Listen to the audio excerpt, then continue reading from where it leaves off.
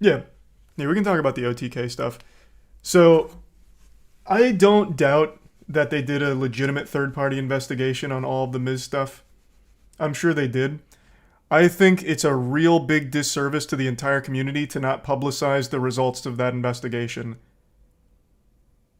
I wasn't there, so I don't know what the truth is, but I imagine the investigation would have come as close as possible to finding the truth. And since all of this was in the public discourse, why wouldn't you release the findings of the investigation publicly?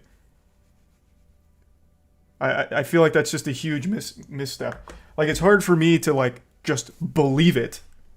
Like, why not show the results? Yeah, Tiana's watching, the fuck's it called? The Recruit? Or something. So right now, Miz board duties are suspended and he's under a monitored probation with OTK, but he is back to being a member. And like I said, I don't doubt they went to a third party since they listed or named the third party investigation, like the organization that conducted it. But they needed to publicize that publicly so everyone could see the information, see the evidence, and then decide for themselves if this is a situation that was misunderstood, misconstrued, and make their decisions themselves. Because just taking the bland is the wrong word, but taking like the PR statement at face value is going to be super, super hard for most people, including me. I would have liked to see the evidence that was picked up by the investigation team. I don't know why they wouldn't make that public when everything else about it was public. So you need to prove it publicly, I would think. That's how I would have liked that to be handled. I'm sure it involves testimony which can't be disclosed. Okay, I don't need specifics. I don't need to know every participant's social security number. I just mean like the general scope of what they investigated, how they conducted it, what did they find in a general sense, and then people can draw their own conclusions from all of the evidence that was collected by a neutral third party, and everyone then can make their decision on do they forgive mizkif, should mizkif even go back to OTK, and all of that. I just really think that should have been a public thing from the investigation report. Should have been a press release from the law firm. Agreed, yeah. And of course you can redact sensitive information. I don't think there's any merit in seeing very particulars about people involved. Just giving like the actual general evidence that you have collected would be sufficient. You don't have to put anyone's safety in jeopardy. But since all of this happened very publicly, it should all be revealed publicly. Yeah, watch Lud's vid. Why does he have the does he have the investigation reports?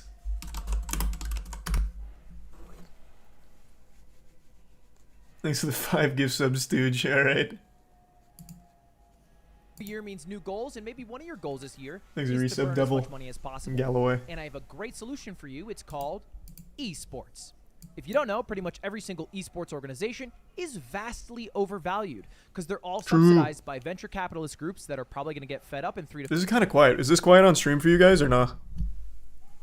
Why is it quiet?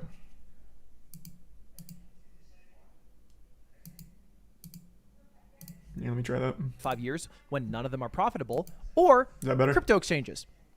And we know what's happening with crypto exchanges. Let's just take a look at the Forbes top 10 most valuable esports companies. At the top, you can see TSM, 100 Thieves, Liquid, and FaZe Clan. Well, let's just take a look at TSM. How are they doing? Oh, they had a deal with FTX jeepers. that got suspended. Zoinks. 210 million. Okay, that's all right. Well, how about 100 Thieves? Are they? Oh, they laid off a bunch of people. Okay, well, you got to reduce overheads sometimes. Okay, what about Liquid? Oh, a deal with Coin. And you guys always doubted me. I have told you since starting Moist Esports and getting into the scene, every goddamn tier 1 org is dreadfully overvalued and they're all hemorrhaging money. Just because they have those big fat like financial end of year statements like this doesn't mean they're profitable. In fact, up until the FTX collapse, TSM and I think it was 100 Thieves were the only two turning any meaningful profit, and 100 Thieves was making profit entirely off of the companies they absorb, which is, you know, they're doing merch. They recently bought like Respawn chairs, I think. And then they also have their keyboard company. They're making it on things that aren't esports centric. It's like accessories in the space. Esports as a whole has like a 15x multiple on their valuation, which is ridiculous, and none of them are making money. for 4 years. Surely that will last. And finally, FaZe Clan. Okay, publicly traded company, valued at 134 million. Wait, 400 million, 100. Okay, that dropped. Lachlan. Oh, is that the real Lachlan? That dropped really fast. Okay. Is it Prime? Well, that's Tiana. Look, not me just trying to make fun of esports orgs, because I like esports and I like anyone who takes an attempt at making it work. It just doesn't seem like the economics of it match the ambitions of a lot of the people inside of the sphere. What does work, however? Content teams, influencers, signing content creators, which a lot of esports orgs do, AV. and that seems to be the profitable part of their business, and it's also what some content teams do. I mean, take offline TV, for example. You put all these people in a room, they print out multiple million view videos that they can sell giant sponsors on. I mean, pretty much every one of their videos has a sponsor, and they're getting buku bucks for that with pretty low overhead because they each have their own individual careers. Now, imagine you could combine the content team of OTV. No, Moist Esports is very, very, very, very far from profitable. It's not even close. Lettuce said nothing that's wrong right now about esports. It is not a profitable scene. None of the orgs can actually figure out a way to make money from esports directly. It's all through like the accessory stuff. Like again, 100 Thieves and their merch, their chairs, their keyboards, shit like that. None of them are properly monetizing the space, but everything is so overvalued that everyone for some reason has this desire to get in. So it attracts a lot of venture capital. Hold on, let me see if Tetra's all right. I could hear a coughing. Give me 2 seconds.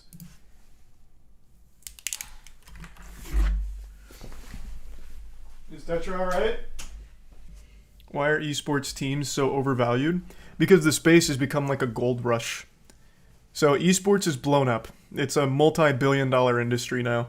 So that's attracted a ton of the old money who sees the numbers and they're like, wow, this must be like a great space for making cash. Like, for example, Vinnick, the owner of the Tampa Bay Lightning, owns Team Liquid. And you're telling me he knows anything about gaming? Absolutely not. It's just all of this old money saw these big numbers and they got into the space, which drove the value of every esports org through the goddamn roof way too quickly. So now everything just has a massive, massive, massive overvaluation.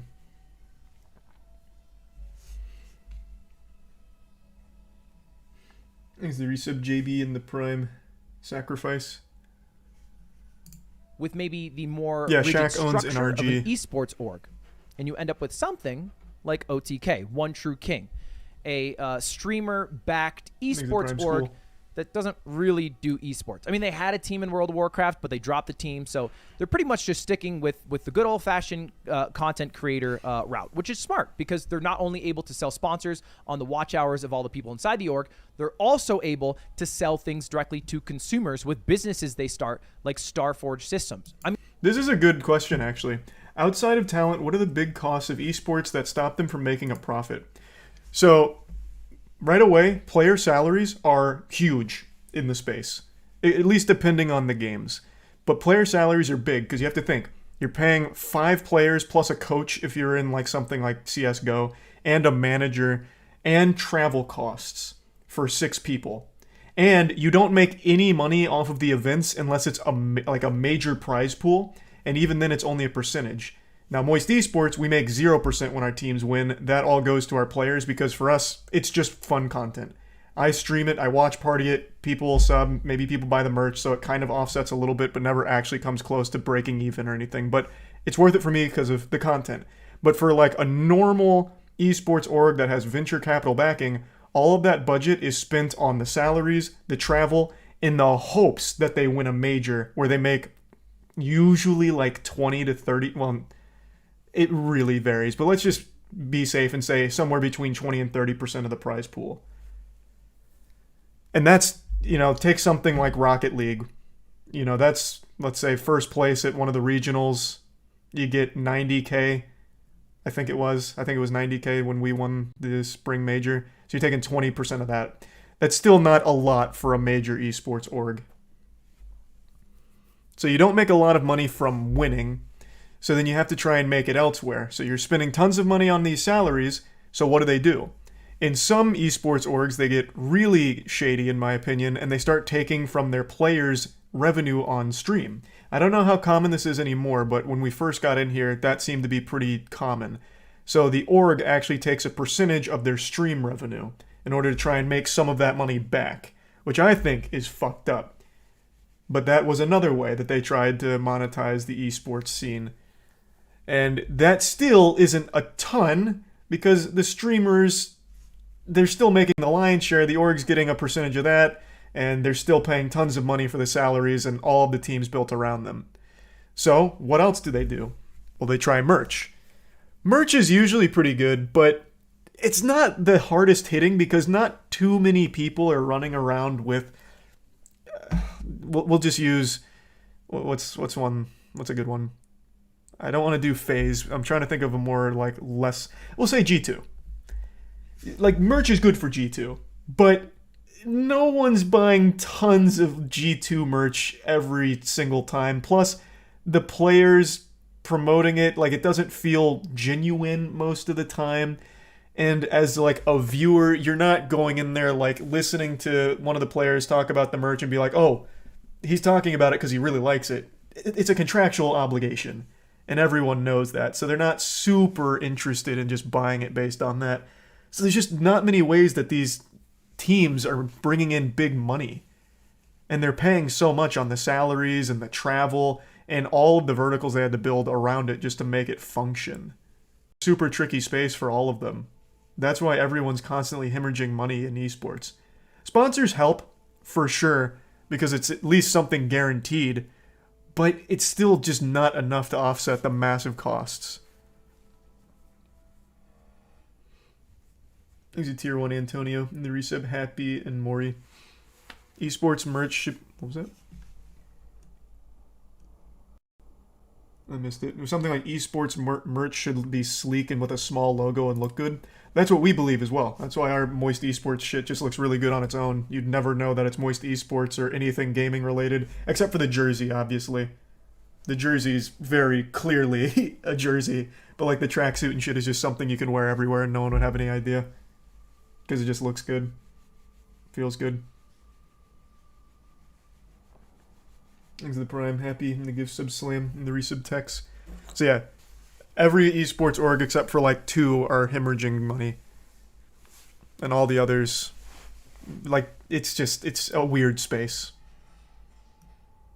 I mean, imagine if I had swipe bidets and then I had a team of 10 creators that I worked with all the time and they all sold swipe bidets individually. We'd get a lot of buttholes clean in the new year. So it makes sense. And don't just take my word for it. Let's look at the most popular Twitch teams by hours watched. Obviously, G Fuel at the top, 671 creators.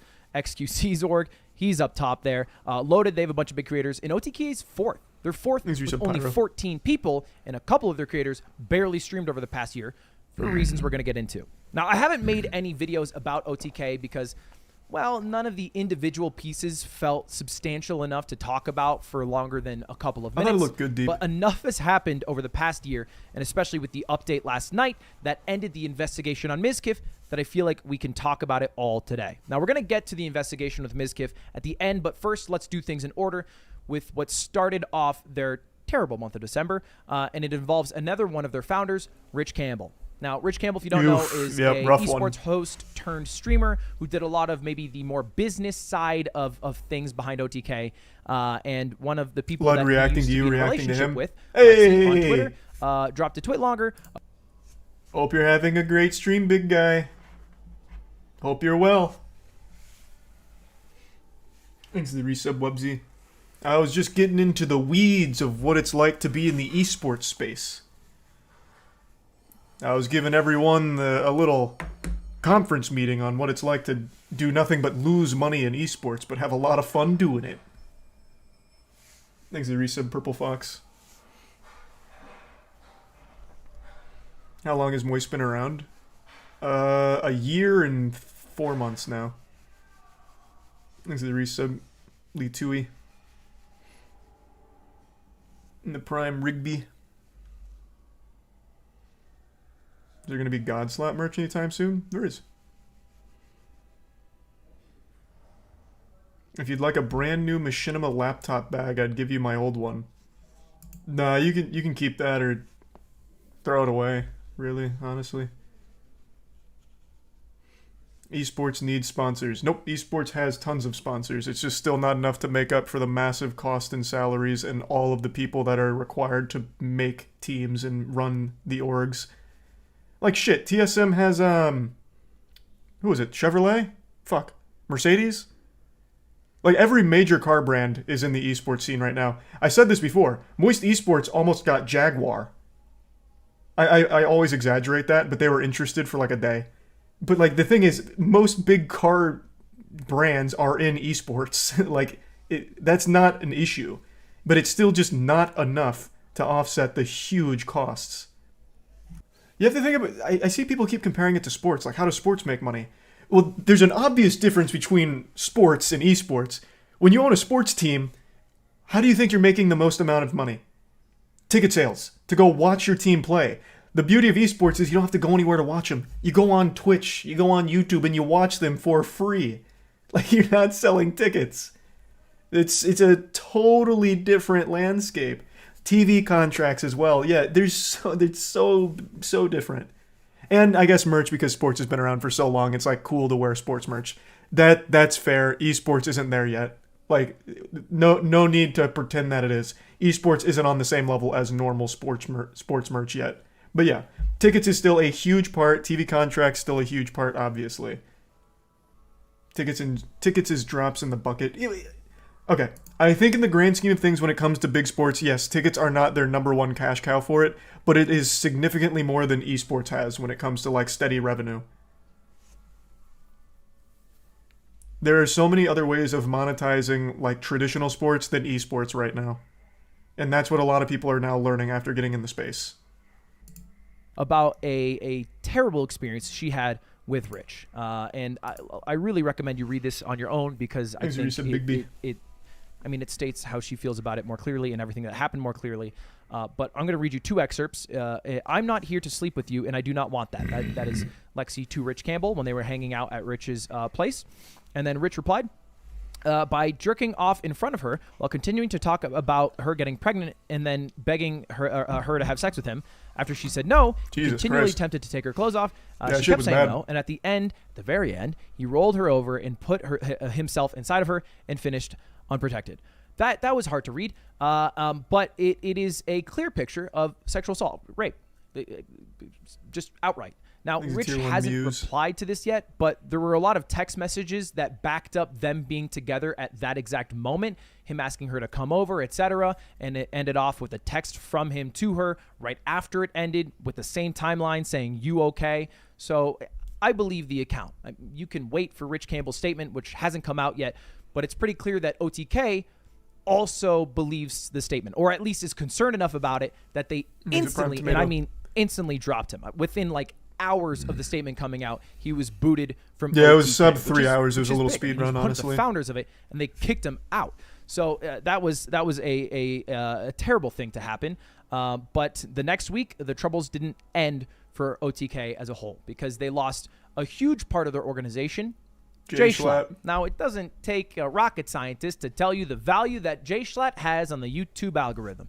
He's one of my most viewed videos on pretty much every single one of my channels, and he's part of the reason why Mogul Mail even exists today, because the weekly slap is what inspired me originally. And he mutually agreed to leave OTK. Now, it might not seem like a big hit because, he's not much of a streamer. He doesn't stream too often. But he's a huge content creator. Didn't even know he was in OTK. But if you look at OTK's YouTube channel, that has almost 600,000 subscribers, that was built by Jay Schlatt. Let's just take a look at the top 10 most viewed videos. 9 of them. Well, you can even just look at the newest videos. Every single one of them has Jay Schlatt. 13 of the top 15. He is OTK YouTube, and I think that's a big thing to lose. And then the week after that, which was actually just last night, we finally got the end to the investigation on mizkif over the alleged sexual assault cover-up involving his best friend at the time, Crazy Slick. And now, if you don't know, this was basically a third-party law firm that OTK hired to investigate mizkif, to which a lot of people, I think, understandably were upset about. They're like, okay, well, aren't you just investigating yourself? But who is supposed to do the investigation? If there were no charges filed by the police and they aren't doing an investigation, It's not like someone's going to magically get up and do it.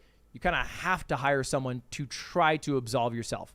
But even if we just ignore the entirety of the investigation, I think it's pretty safe to say that a lot of the allegations made in the original tweet by Trainwreck were outright false. I covered this in a video I made yesterday called I Lied, but if we just go over it one more time again, there was no blackmail. Cody in the prime Not an iota of blackmail was seen. When Train said, "Are you going to send Maya and Mitch to kind of backpedal real quick though, I don't think anyone was like initially talking about OTK investigating themselves, because they did immediately make it clear they were sending it off to the Jackson Walker LLP, or a third-party investigation firm. I think the reason why people are saying that now is because they didn't publicize the results. Of course, I haven't finished the video yet. I wonder if Ludwig has the same take on it that I do, but I think it's a huge disservice to take something so public and then privatize the information that was found. It makes it very hard to take their word for it and trust everything was done fairly, over the board, everything treated equally, and reaching this conclusion. I just think this needed to be public. You can redact personal information so no one's safety is at risk, but just letting people see the general evidence that was collected, and then people can make their own decisions on how to feel about it and where to go from there, and whether or not OTK is making the right decision by bringing mizkif back. It's just a huge misstep by not putting out like a PR statement from Jackson Walker as opposed to an OTK statement. I think that's why people are saying they investigated themselves and found themselves guilty of no wrongdoing or whatever. to say that the one thing that did age really poorly and that was pretty bad of mizkif, aka this clip. Well, let's just play my reaction here. Single person that we used to hang out with that doesn't hang out with Slick anymore because of what happened. I actually think there's literally none. Because the reality is, worst comes to worst of it, it's fucking like sexual harassment, right? I mean, like who, like. Man, this is deep. Blood. Sexual harassment, whatever. Jesus Christ. Now, this was a clip from Miz that was on his alt stream that didn't sound so nice in the moment. And this is what I said about it. At a low scale, it's not really a big deal.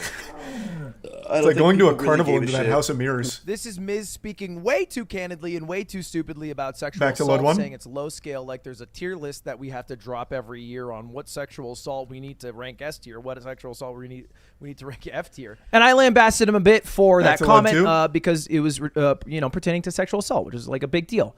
But I was wrong. He wasn't talking about sexual assault at the time. It was only known that Crazy Slick, his roommate at the time, sexually harassed Adriana. That's based off her words. Listen to this. I've only recently figured out and found out, especially without sitting, that it's sexual assault.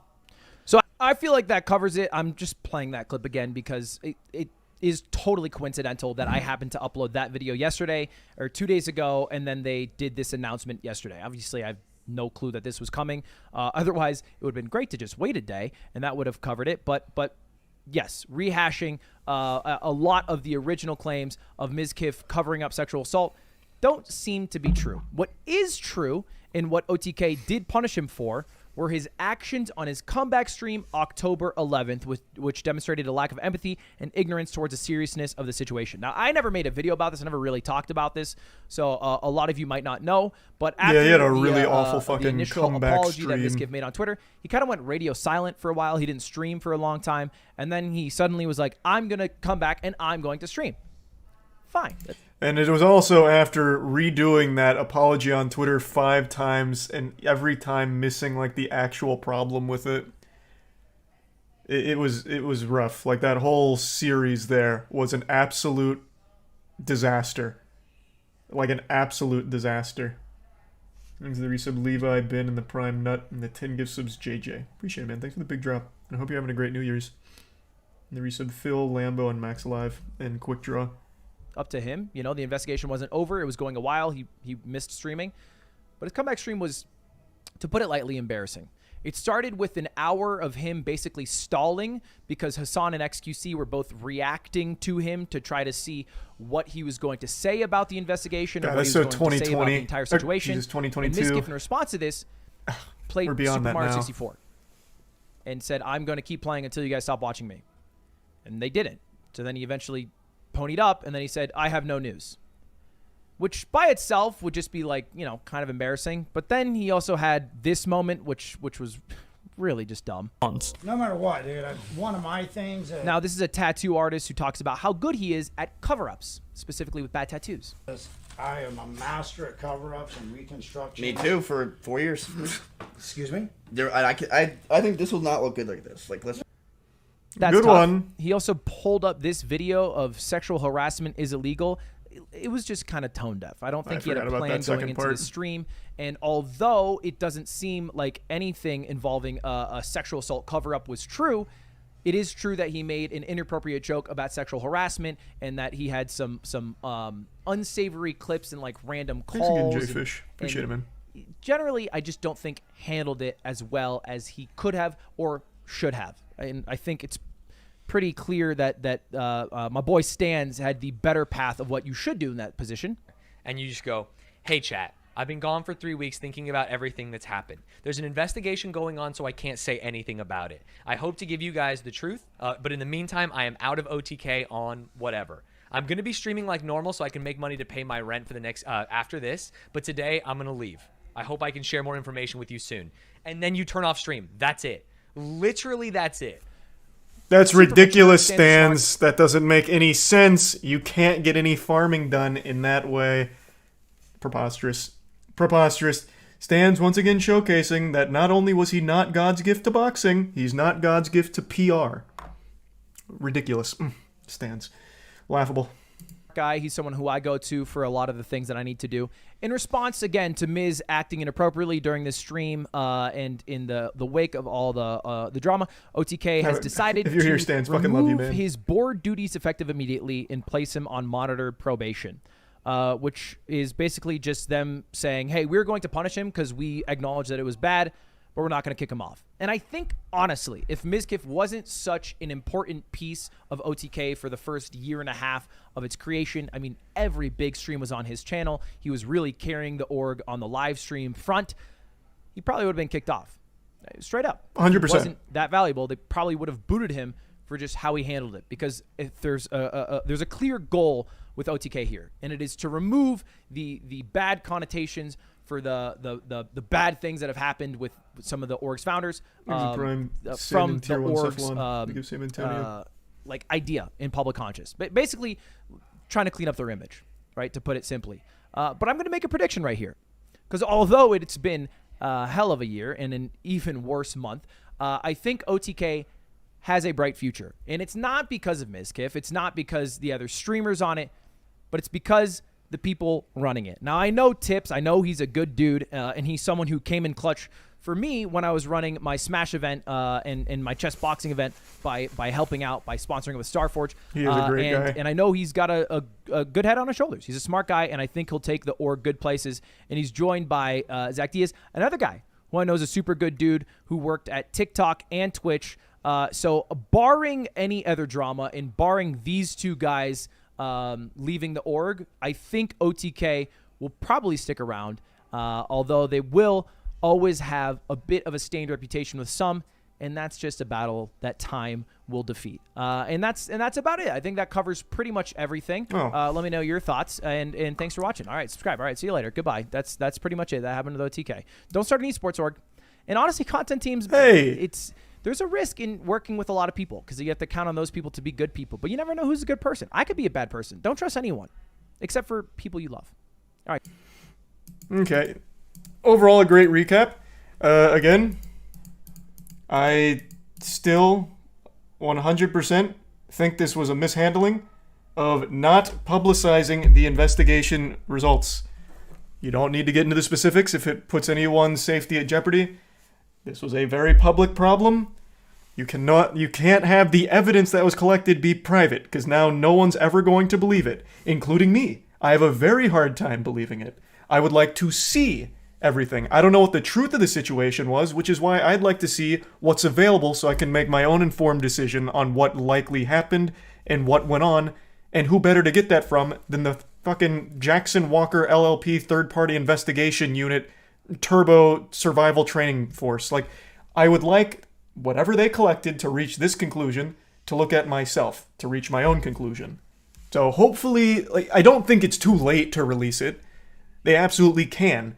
Be like, hey, Upon further reflection, we feel it's in the community's best interest so you can see everything that we have about this situation, and everyone can make their own opinion and form their own conclusions on, where to go from here. Like, I don't think it's too late. They can absolutely still release it. And I think that would be extremely beneficial, not only for OTK, but legitimately everyone. So hopefully they'll do that at some point. I think most people already have their minds made up, guilty or not, regardless of evidence. That's a pretty defeatist look. Right now, there is no evidence from this investigation.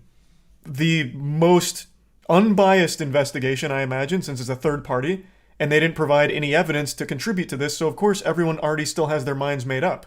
But if they release this evidence, there's a chance it could change mind. If there's good evidence, good collection of data and everything, but they didn't provide it. So everyone's still in the exact same headspace with the exact same information that we had 2 months ago.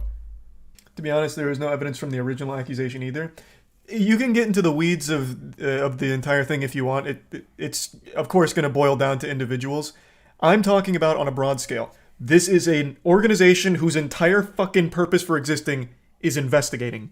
They collected evidence on this case, provide it to the public, since this was all public, and then everyone can once again make their own conclusions on it. It's not going to change everyone's mind. It might not change anyone's mind, but at least it's complete. Then you have everything. And then you can make your informed conclusions on it. The middle ground take? It's not a middle ground take. I think that's just a common sense take.